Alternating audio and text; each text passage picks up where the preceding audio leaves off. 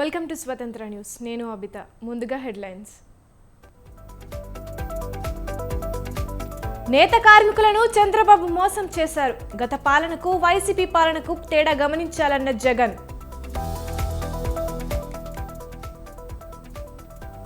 పిఠాపురంలో గెలుపుపై వైసీపీ వ్యూహాలు. వంగ గీత ముద్రగడతో మిథున్ రెడ్డి భేటీ.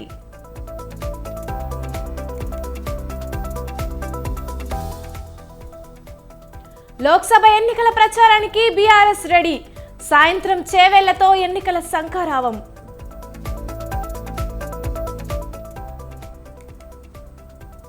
Indian gamers తో ప్రధాని ఇంటరాక్షన్. సరదాగా ఆన్లైన్ గేమ్స్ ఆడిన మోదీ.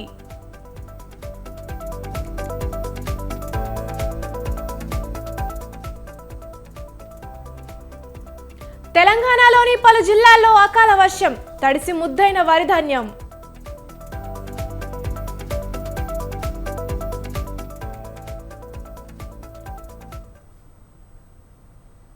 మాజీ మంత్రి బీఆర్ఎస్ వర్కింగ్ ప్రెసిడెంట్ కేటీఆర్ రేపు ఢిల్లీ వెళ్లనున్నారు. లిక్కర్ స్కామ్ కేసులో అరెస్ట్ అయి సిబిఐ కస్టడీలో ఉన్న తన సోదరి కవితను ఆయన కలవనున్నారు. సాయంత్రం 6 తర్వాత ఆయన కవితతో భేటీ కానున్నట్లు తెలుస్తోంది. ప్రస్తుతం సిబిఐ హెడ్ క్వార్టర్స్లో కవితను ప్రశ్నిస్తున్నారు. సాయంత్రం 6 నుంచి 7 గంటల మధ్య న్యాయవాది కుటుంబ సభ్యులను కలిసేందుకు కోర్టు అనుమతినిచ్చింది. ఇదే సమయంలో రేపు సాయంత్రం కవితను ఆమె సోదరుడు కేటీఆర్ కలవనున్నారు.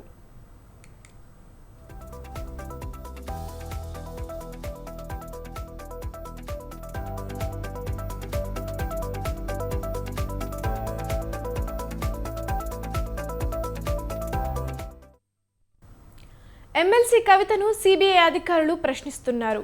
ఢిల్లీ లిక్కర్ స్కామ్ కేసులో ఇవాల్టి నుంచి 3 రోజులు కవితను విచారణ కొనసాగుతోంది. లిక్కర్ పాలసీ రూపకల్పన, ఆప్కి 100 కోట్ల ముడుపులపై అధికారులు కూపీలాగుతున్నారు.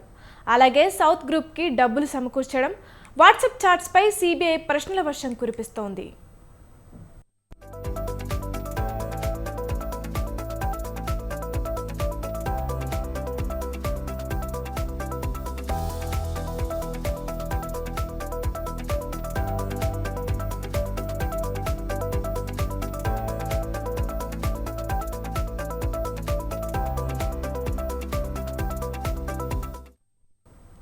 మాజీ మంత్రి బీఆర్ఎస్ వర్కింగ్ ప్రెసిడెంట్ కేటీఆర్ రేపు ఢిల్లీ వెళ్లనున్నారు.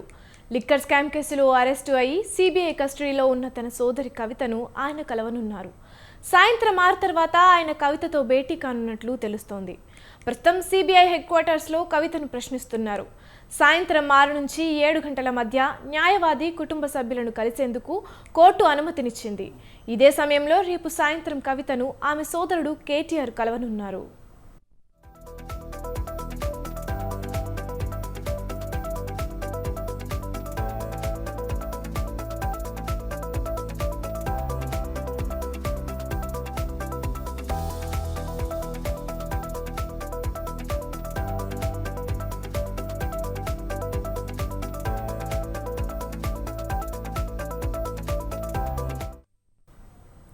ఎమ్మెల్సీ కవితను సిబిఐ అధికారులు ప్రశ్నిస్తున్నారు. ఢిల్లీ లిక్కర్ స్కామ్ కేసులో ఇవాల్టి నుంచి 3 రోజులు కవితను విచారణ కొనసాగుతోంది. లిక్కర్ పాలసీ రూపకల్పన, ఆప్కి 100 కోట్ల ముడుపులపై అధికారులు కూపీలాగుతున్నారు. అలాగే సౌత్ గ్రూప్కి డబ్బులు సమకూర్చడం, వాట్సాప్ చాట్స్పై సిబిఐ ప్రశ్నల వర్షం కురిపిస్తోంది.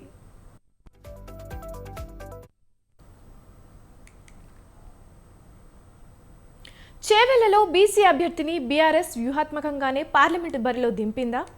బలంగా ఉన్న బీసీ ఓట్లే టార్గెట్గా ముందుకు సాగుతోందా? సీనియర్ నేత కాసాని జ్ఞానేశ్వర్ను అభ్యర్థిగా ప్రకటించడం వెనుక ఉన్న గులాబీ ఆంతర్యం ఏంటి? హైకమాండ్ తనపై పట్టుకున్న నమ్మకాన్ని వమ్ము చేయకుండా గెలుపే లక్ష్యంగా కాసాని పావులు కదుపుతున్నారా? చేవెళ్ల పార్లమెంటు ఫైట్ ఎలా ఉండబోతోంది? Watch this story.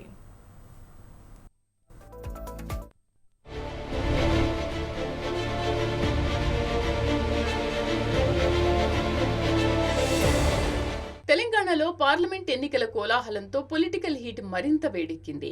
గెలుపే లక్ష్యంగా బీజేపీ, బీఆర్ఎస్, కాంగ్రెస్లు అస్త్రశస్త్రాలను సిద్ధం చేసుకుని వ్యూహాత్మకంగా ముందుకు సాగుతున్నాయి. ఈ క్రమంలోనే అభ్యర్థుల ఎంపికలో బీఆర్ఎస్ ఆచితూచి వ్యవహరిస్తోంది. అధికారం కోల్పోయి గడ్డు పరిస్థితులను ఎదుర్కొంటున్న బీఆర్ఎస్ ఎలాగైనా ఈ ఎన్నికల్లో సత్తా చాటాలన్న కసిలో ఉంది. ఈ నేపథ్యంలోనే బీసీ అస్త్రంతో బరిలోకి దిగింది.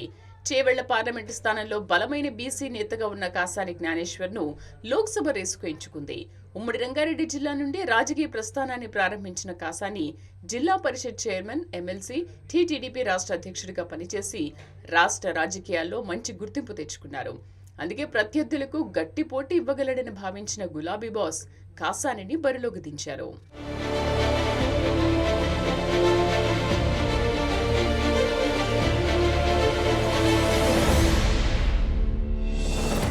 చేవెళ్లలో ప్రధాన పార్టీలు హోరాహోరీగా తలపడ్డంతో త్రిముఖ పోటీ నెలకొంది. కాంగ్రెస్ అభ్యర్థిగా గడ్డం రంజిత్ రెడ్డి, బీజేపీ నుంచి కొండా విశ్వేశ్వరరెడ్డి పోటీ చేస్తూ ఉండడంతో బీసీ అభ్యర్థి కాసాని అయితేనే తమకు కలిసొస్తుందని భావించింది బీఆర్ఎస్ హైకమాండ్.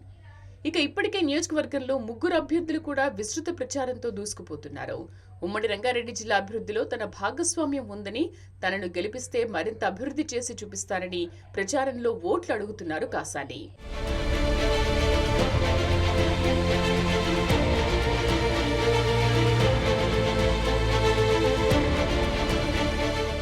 చేవెళ్ల పార్లమెంట్లో నగర, గ్రామీణ ప్రాంతాలున్నాయి. హైటెక్ సిటీ ఉన్న శేరిలింకంపల్లి, శంషాబాద్ అంతర్జాతీయ విమానాశ్రయం ఉన్న రాజేంద్రనగర్ నియోజకవర్గాలు ఉంటే, గ్రామీణ ప్రాంతాలైన చేవెళ్ల, వికారాబాద్, పరిగి, తాంటూరు, మహేశ్వరం అసెంబ్లీ నియోజకవర్గాలు ఉన్నాయి. ఇక ఇటీవల జరిగిన అసెంబ్లీ ఎన్నికల్లో చేవెళ్ల పార్లమెంటు పరిధిలో బీఆర్ఎస్ తన ఆధిక్యతను ప్రదర్శించింది. శేర్లింకంపల్లి, రాజేంద్రనగర్, చేవెళ్ల, మహేశ్వరం నియోజకవర్గాల్లో బీఆర్ఎస్ విజయ దుందుబి మోగించింది. దీంతో పార్లమెంటు పరిధిలోని బీఆర్ఎస్ ఎమ్మెల్యేల బలం తనకు కలిసొస్తుందన్న ధీమాలో ఉన్నారు కాసాని. కాగా తాండూరు, పరిగి, వికారాబాద్ నియోజకవర్గాల్లో మాత్రం కాంగ్రెస్ విక్టరీ కొట్టింది.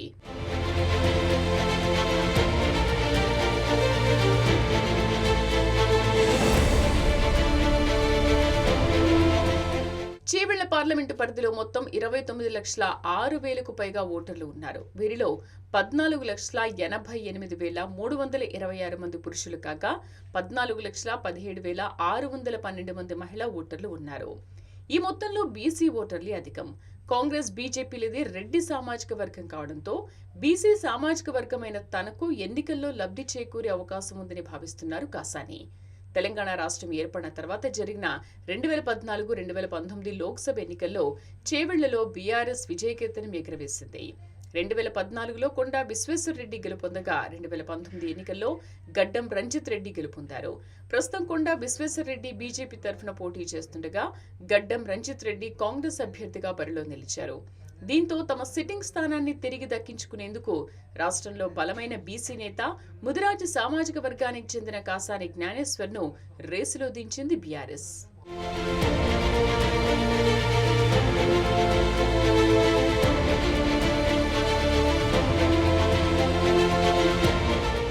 కాసాని జ్ఞానేశ్వర్ ఉమ్మడి రంగారెడ్డి జిల్లా పరిషత్ చైర్మన్ గా పనిచేశారు. ఆ తర్వాత ఎమ్మెల్సీగా ఎన్నికయ్యారు. 2009 ఎన్నికల సమయంలో మన తెలంగాణ పార్టీని స్థాపించి చేవెళ్ల పార్లమెంటు స్థానం నుండి పోటీ చేసిన కాసాని రాష్ట్ర విభజన తర్వాత 2018 అసెంబ్లీ ఎన్నికల్లో కాంగ్రెస్ అభ్యర్థిగా సికింద్రాబాద్ అసెంబ్లీ స్థానం బరిలో దిగారు. ఆ తర్వాత టీడీపీలో చేరి తెలంగాణ టీడీపీకి రాష్ట్ర అధ్యక్షులుగా పనిచేశారు. అయితే అసెంబ్లీ ఎన్నికల సమయంలో టీడీపీ పోటీ నుండి తప్పుకోవడంతో బీఆర్ఎస్ లో చేరిన ఆయనను చేవెళ్ల పార్లమెంట్ అభ్యర్థిగా బరిలో దించింది.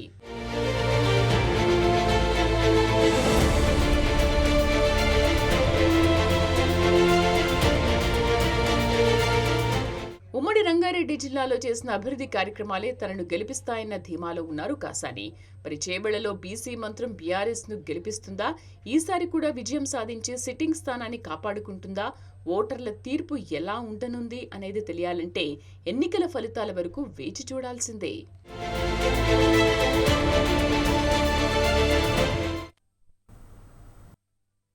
ఇతర రాష్ట్రాల్లో గవర్నర్ వ్యవస్థను వాడుకొని రాష్ట్రాల హక్కులను బీజేపీ హరిస్తోందని సిపిఎం నేత జూలకంటి రంగారెడ్డి అన్నారు. 10 ఏళ్లలో బీజేపీ నియంత్రిత పాలన సాగించిందన్నారు.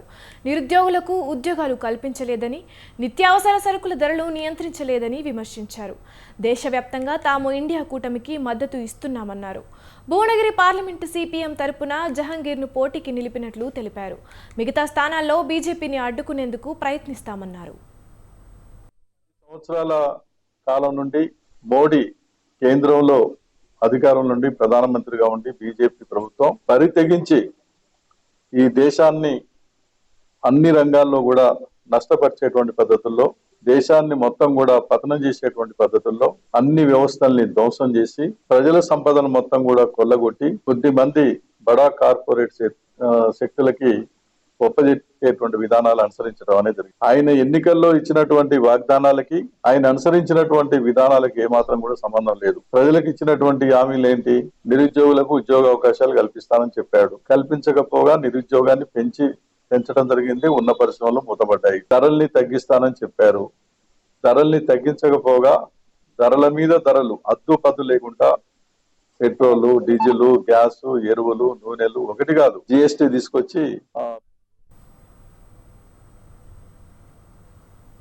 ఏపీ ఎన్నికల్లో పోటీ చేస్తున్న ప్రజాశాంతి పార్టీకి ఎన్నికల సంఘం గుర్తును కేటాయించింది.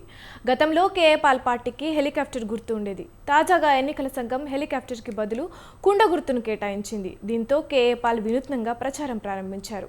మట్టి కుండతో ప్రచారం షురూ చేశారు. ఎన్నికల సంఘం మట్టి కుండను తమకు గుర్తుగా కేటాయించినట్లు కేఏ పాల్ తెలిపారు. కుండను గుర్తుగా కేటాయించినందుకు ఎన్నికల సంఘానికి ధన్యవాదాలు తెలిపారు.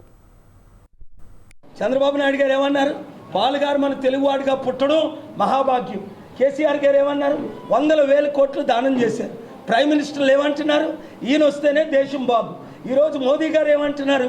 మాకు డబ్బులు ఇవ్వండి, నేను ప్రైమ్ మినిస్టర్ ఉంటాను.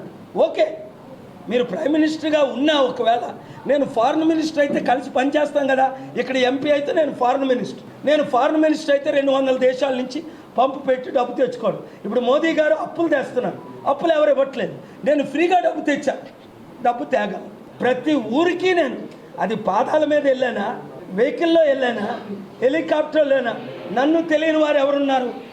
చంద్రాన్నని, జగన్ని, పవన్ని, నన్ను ఫోటో పెట్టి మన రాష్ట్రాల్లో, మన దేశాల్లో. నిన్న యాత్ర అనే యూట్యూబ్ ఛానల్ పవన్ కళ్యాణ్ మీద స్టోరీ చేశాడు. 2,600 వాచ్ చేశాడు. నా మీద స్టోరీ చేశాడు, 13 లక్షలు వాచ్ చేశాడు. మార్చి 25 నుంచి ధాన్యం కొనుగోలు ప్రారంభించామని civil supplies commissioner DS Chauhan తెలిపారు. 7,149 సెంటర్లకు 6,919 సెంటర్లు ఏర్పాటు చేశామన్నారు. ఇప్పటికే 1,87,000 మెట్రిక్ టన్నుల ధాన్యం కొనుగోలు పూర్తయిందన్నారు. రాష్ట్ర వ్యాప్తంగా 27,190 మంది రైతుల నుంచి ధాన్యం సేకరించామన్నారు. మిగిలిన 230 కొనుగోలు కేంద్రాలను త్వరలో అందుబాటులోకి వస్తాయన్నారు. ధాన్యం కొనుగోలు విషయంలో రైతులకు ఇబ్బందులు రాకుండా చూస్తున్నామన్నారు. ఏం చేశామంటే immediate transportation from PPC to mills so that అక్కడ సేఫ్టీతో ఉండాలి క్వాలిటీకి. అండ్ కొన్న ఫార్మర్స్ కి అక్నాలెడ్జ్మెంట్ తో సహా timely payment through bank only so that రైతులకి మాత్రమే అక్కడ అది పోవాలి, వేరే వారికి పోకూడదు. కొందరు మిత్రులు నాకు ఇండివిజువల్గా ఫోన్ చేసి అడగడం జరిగింది. సో ఈ అన్ని డిపార్ట్మెంట్ దాంట్లో కలిసికట్టుగా పనిచేస్తారు. నెక్స్ట్ దాంట్లో ఇంపార్టెంట్ పాయింట్స్ ఒడిశా అంటేనే తిరుగులేని నాయకుడు నవీన్ పట్నాయక్ గుర్తుకు వస్తారు. లోక్సభ ఎన్నికలైనా, అసెంబ్లీ ఎన్నికలైనా బస్తీ మే సవాల్ విజయం నవీన్ పట్నాయక్దే. 2024 పార్లమెంటు ఎన్నికలతో పాటు అసెంబ్లీ ఎన్నికలు ఒకేసారి జరుగుతున్న 4-5 రాష్ట్రాల్లో ఒడిశా ఒకటి. ఈసారి అసెంబ్లీకి, పార్లమెంటుకు నవీన్ పట్నాయక్ పార్టీ బీజూ జనతా దళ్ బీజేపీకి డైరెక్ట్ ఫైట్ తప్పేటట్లు లేదు. కాంగ్రెస్ సహా మిగతా పార్టీలు రంగంలో ఉన్నాయి. ఒడిశా రాజకీయం చిత్రంపై ఓ లుక్ వేద్దాం.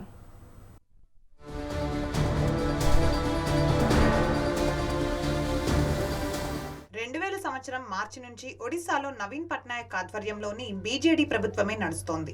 దేశంలో సుదీర్ఘ కాలం పాటు ముఖ్యమంత్రి పదవిలో కొనసాగుతున్న వ్యక్తి నవీన్ పట్నాయకే. ఆయన జ్యోతి బస్ 23 ఏళ్ల సీఎం రికార్డును కూడా అధిగమించేశారు. రాష్ట్రంలో బీజేపీ, కాంగ్రెస్, సిపిఐ, మార్క్సిస్ట్ వంటి పార్టీలు ప్రాతినిధ్యం వహిస్తున్న అధికారం బీజేడీదే. పార్లమెంటు ఎన్నికల్లోనూ గత 3-4 టర్ముల నుంచి బీజేపీ పెద్దగా రాణించలేదు. 2014లో దేశమంతా మోదీ ప్రపంచనం వీచినా ఒడిశాలో మాత్రం నవీన్ పట్నాయక్ కు ఎదురులేదు. బీజేడీ 21 స్థానాలకు 20 నియోజకవర్గాల్లో విజయం సాధించగా బీజేపీ కేవలం 1 స్థానాన్నే గెలుచుకుంది. ఈసారైన అసెంబ్లీ ఎన్నికల్లోనూ, లోక్సభ ఎన్నికల్లోనూ కాషాయం జెండా రెపరెపలు చూడాలని ఆ పార్టీ ఉవ్విళ్లూరుతోంది. ముఖ్యమంత్రి నవీన్ పట్నాయక్, ప్రధాని నరేంద్ర మోదీ ఇష్టాగోష్ఠి అనంతరం రెండు పార్టీల మధ్య 2024 ఎన్నికల్లో పొత్తు ఉంటుందనే ప్రచారం జరిగినా సీట్ల సర్దుబాటు విషయంలో అంగీకారం కుదరకపోవడంతో అటు పార్లమెంటు, ఇటు అసెంబ్లీ ఎన్నికల్లో రెండు పార్టీలు విడివిడిగానే పోటీ చేస్తున్నాయి.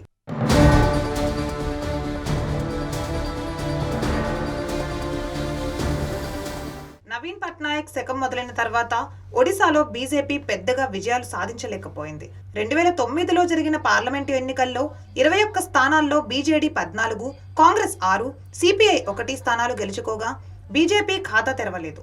2014 సార్వత్రిక ఎన్నికల్లో బీజేడీ 20, బీజేపీ 1 స్థానాలను గెలుచుకున్నాయి. 2019లో బీజేడీ 12, కాంగ్రెస్ 1, బీజేపీ 8 స్థానాలను గెలుచుకుంది. సిపిఐకి 1 సీటు కూడా దక్కలేదు. ఒడిశాలో 2014 లోక్సభ, అసెంబ్లీ ఎన్నికలు 4 దశల్లో మే 13, మే 20, మే 25, జూన్ 1 తేదీల్లో జరుగుతాయి. ఒడిశాలో మొత్తం 147 అసెంబ్లీ నియోజకవర్గాలకు గాను 21 పార్లమెంటు స్థానాలకు ఎన్నికలు జరుగుతాయి.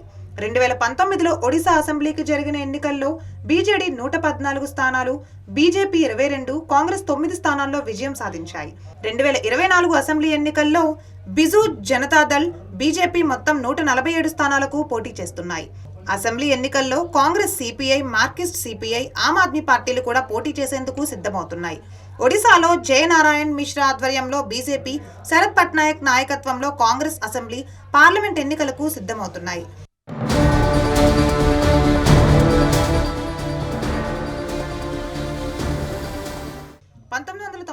లో జార్ఖండ్లో బొగ్గు గనుల కేటాయింపులో అవకతవకలు జరిగాయన్న ఆరోపణల కేసులో కేంద్ర మాజీ మంత్రి దిలీప్ రాయ్కు విధించిన శిక్షపై ఢిల్లీ హైకోర్టు సోమవారం స్టే విధించింది. శిక్షను నిలిపివేయాలని కోరుతూ రే చేసిన దరఖాస్తును కోర్టు అనుమతించింది. ఈ కేసులో 2020 అక్టోబర్ 26న దిలీప్ రాయ్కు 3 ఏళ్ల జైలు శిక్ష, 10 లక్షల రూపాయల జరిమానా విధించింది. 2020 అక్టోబర్ 27న రాయ్ అప్పీలుపై హైకోర్టు సిబిఐకి నోటీసులు జారీ చేసి అప్పీల్ పెండింగ్లో ఉన్న సమయంలో జైలు శిక్షను సస్పెండ్ చేసింది. ఇప్పుడు ఢిల్లీ హైకోర్టు నిర్ణయంతో 2024 ఎన్నికల్లో పోటీ చేసే వీలు చిక్కింది దిలీప్ రాయ్కు.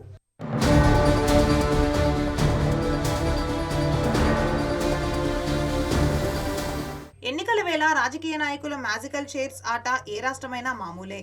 ఏళ్లుగా కాంగ్రెస్ కు గెలుపురాత లేకపోవడంతో ఆ పార్టీ నాయకులు అధికార బీజేడీ వైపు పోతున్నారు. 3 సార్లు తితిల్గఢ్ ఎమ్మెల్యేగా ఉన్న సురేంద్ర సింగ్ భాయ్ తాజాగా కాంగ్రెస్ ను విడిచి బీజేడీలో చేరారు. మరో కాంగ్రెస్ ఎమ్మెల్యే అదిరాజ్ పానిగ్రహి కూడా నవీన్ పట్నాయక్ పార్టీకే జై కొడుతున్నారు. మరికొందరు ఎమ్మెల్యేలు అశుతోష్ మొహంతి, నరేన్ పిల్లై, నిహార్ మహానంద్, కాంగ్రెస్ నేత బాపి సర్కేల్ భార్య మునిదీప ఇతరులు అటు బీజేడీలోనూ ఇటు బీజేపీలోనూ చేరేందుకు సిద్ధమవుతున్నారు. మోదీ ప్రభంజనంపై నమ్ముకున్న ఒడిశా బీజేపీ మాత్రం ఉత్సాహంగానే లోక్సభ ఎన్నికల వైపు పావులు కదుపుతోంది. 6 సార్లు కటక్ ఎంపీగా ఉన్న భర్తృహరి మహతాబ్ బీజేడీకు రాజీనామా చేసి ఈ మధ్య బీజేపీలో చేరారు. ఆయన బీజేపీ టికెట్పై కటక్ నుంచి పోటీ చేసే అవకాశం ఉంది. 13 ఏళ్ల క్రితం 2011లో పోలీస్ సబ్ ఇన్స్పెక్టర్పై దాడి చేసిన కేసులో ఒడిశా స్పెషల్ కోర్టులో భర్తృహరి మెహతాబ్పై ఛార్జిషీట్ దాఖలు చేయడంతో ఆయన పార్టీ మారారు. గిరిజనులు ఎక్కువగా ఉండే మయూర్భంజ్లోని బరిపడ పార్లమెంటు నుంచి ప్రసిద్ధ రచయిత బేషరాను బీజేపీ అభ్యర్థిగా నిలిపే ఆలోచన సాగుతోంది. లోక్సభలో బీజేపీకి 370 స్థానాలు, ఎన్డీఏకు 400 స్థానాల్లో విజయం తెచ్చిపెట్టాలని ప్రధాని మోదీ దేశవ్యాప్తంగా సుడిగాలి పర్యటనలు, ర్యాలీలు చేస్తున్నారు. అది సాధించాలంటే ఒడిశాలో బీజేపీ పెద్ద ఎత్తున సీట్లు గెలవాల్సిందే. నవీన్ పట్నాయక్ రాజ్యంలో ఇది సాధ్యమా చూడాలి.